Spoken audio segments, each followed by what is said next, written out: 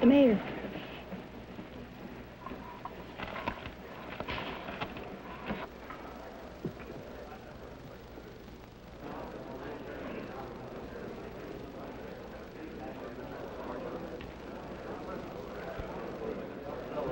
Ladies and gentlemen, you've heard the reports that enemy planes are approaching. In less than 3 hours, an H-bomb might fall over Portland.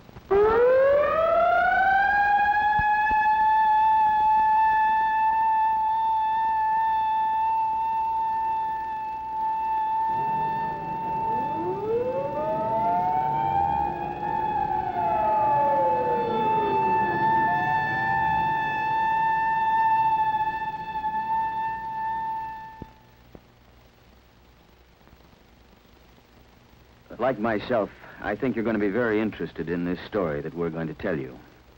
And in this age of missiles and man-made moons, it takes on added significance. There are no actors in this story, but there are a lot of people. The people of the city of Portland, Oregon, and what happened to them, or could happen to them, on a day that we'll call X.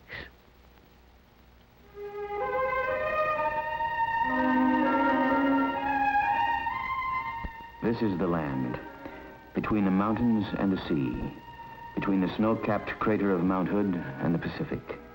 It's tall timber country. And this is the city, largest dry cargo port on the Pacific coast. And its people are friendly and rugged in the tradition of the Oregon Trail. Population, about 415,000, more or less about the size of Hiroshima. And this is what happened, or could happen, on a certain day called X. The sun came up at 6:31. Joe Fotev was there to observe and chronicle the event. The paper, Joe noted, was a little heavier than usual, but naturally he didn't stop to read the headline. And Mrs. Frank Stufel, Portland housewife, mother of 5, was concerned at 8:02. John, it's time to get up. You'll be late for school. Children late and coffee boiling. And with these problems duly appraised, she turned to the woman's page of the Oregonian, thus managing to avoid the front page, which, after all, contained nothing but scare headlines. The time is 8:27. Wake up, Portland. It's a wonderful day today. Stay tuned to KOIN for the best in music and news. And now, we continue our wake-up show with more transcribed tunes. At 8:36, the population of Portland increased by 1. Timothy James made his first comment at a local hospital and settled down to life in the 20th century. Like all communities, religion is important. The people, like its church architecture, are forward-thinking. At 9, a special service is being held. And at the busy port, at 9:18, Ray Matthews, a longshoreman, loaded scrap iron bound for Japan.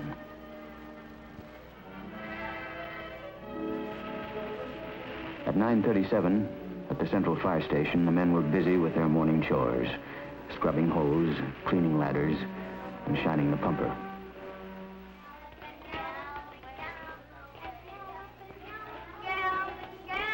By 10 that morning, at the Harvey Scott School, the kindergarten class of Elsie McGlendon was much involved with the morning's activities.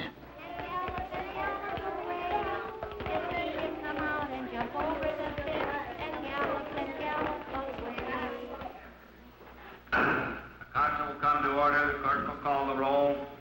Dean, Booty, Bowes, Earl. And the twice-weekly meeting of the city council was much involved, too. A matter of sewer maintenance was one of the problems up for discussion.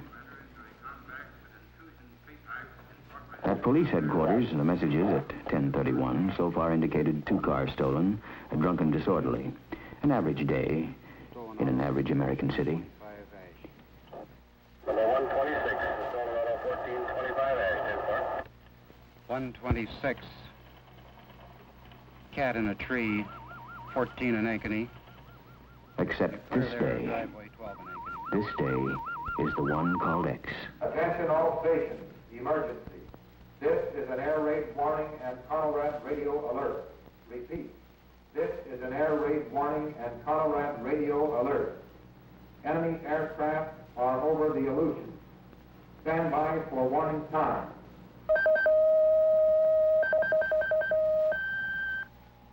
This is Western. Prepare to copy time information. Time to Seattle, 2 hours, 30 minutes. Portland warning point. Air raid warning. Enemy aircraft over Canada and Alaska. Time to Portland, 3 hours, 15 minutes. Thank you.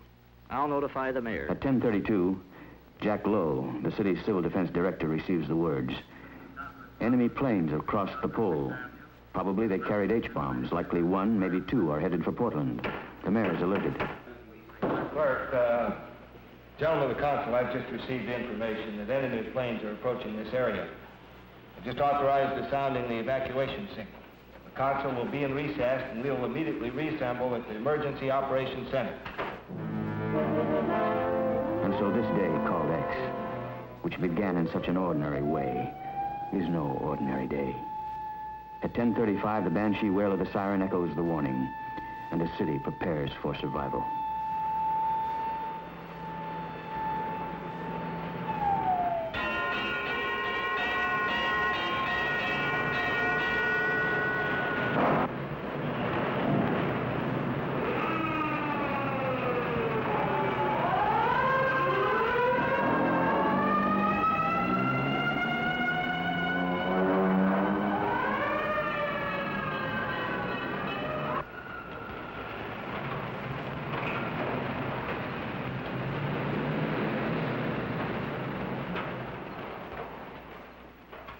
Nine cities in the United States are considered critical targets, and Portland is just one of them. And it's so hard to know in advance how any man will react when that day comes. There will be those like Ben Conrad the mechanic, who has heard the sirens before in practice, and who will disregard them. And there are those like Tom Cook who can't go. He's one of the power load dispatchers for all electric power in the Northwest. These men are expendable. Others can and do go.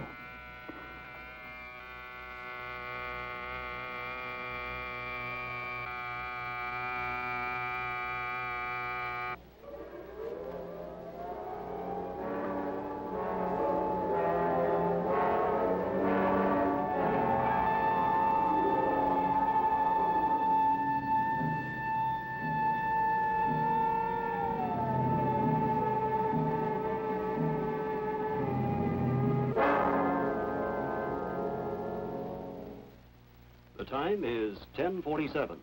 This is a Conrad radio alert.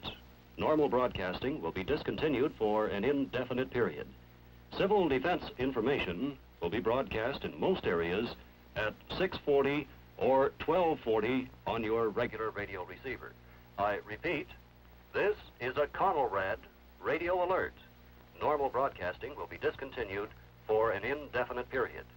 Civil defense information will be broadcast in most areas at 6:40 or 12:40 on your regular radio receiver. When the sirens sound, some cities go underground, take to shelter, particularly if there's little warning. But Portland evacuates according to a well-thought-out plan. The question is at 10:45 on the day called X, will it work?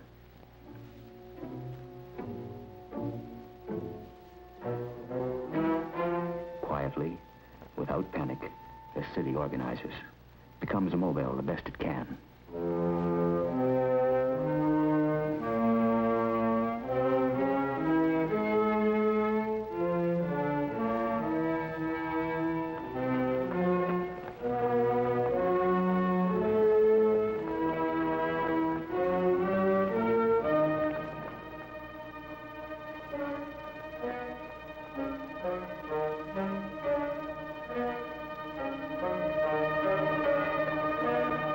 Civil defense is not apart from normal city functioning.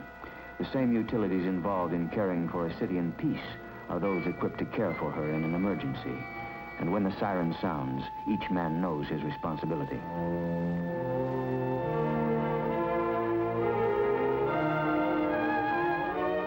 public buildings follow a pattern well learned in practice.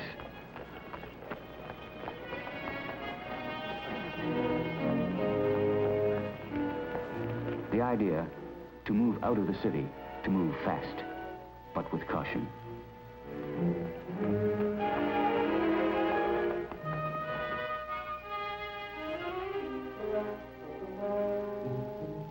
Like other Portland mothers, Mrs. Stufel moves her family to a prearranged location outside the city beyond radiation range with necessary supplies.